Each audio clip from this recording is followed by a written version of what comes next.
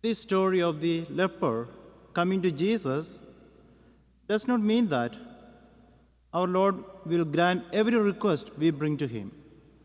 Instead, it reveals that He wills to make us clean of that which afflicts us the most. Leprosy in this story should see as a symbol of the spiritual ills that afflict our soul. First and foremost, it should be a symbol of the sin in our life that has become habitual and slowly does great damage to our soul. During the time of Jesus, leprosy not only caused grave physical damage to a person, but it also had the effect of isolating them from the community. They had to live apart from others who did not have the disease. And if they came near others, they had to show they were lepers by certain external signs so that people would not encounter them. Thus, leprosy had both personal and communal consequences. The same is true when many habitual sins. Sin does damage to our souls, but it also affects our relationships.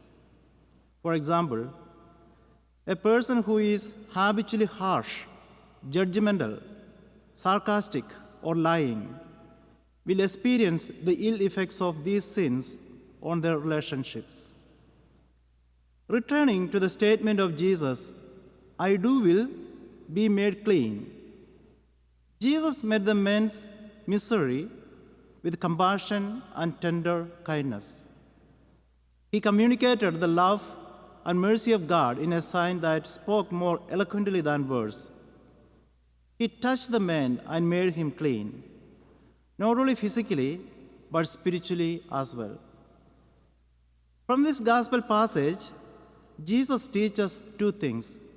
First, have faith and courage like the leper. The leper does not engage in self-pity. He shows us that it is not enough and right to keep quiet when we are suffering.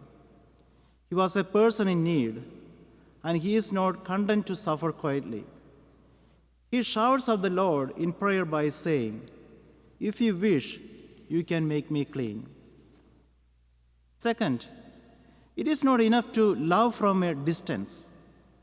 There is no such thing as long-distance love, because this will not last long. That is why healing requires involvement, not only of money, time, techniques, and talent, but above all, personal involvement. Healing requires that we touch, make contact, and connect. Those who work for the sick found that there is real healing power and restoration through human touch or physical contact. It is because we can send a message of reassurance that dispels feelings of abandonment and rejection. But there are many times that we want to be at a safe distance. Others may pull back emotionally and physically.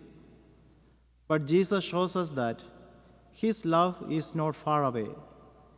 He goes close to the leper, touches him and says, I do will it be made clean. It is because for him, loving from a distance is not enough. He also shows his love by becoming man, like us, in order to be near to us and live in our midst.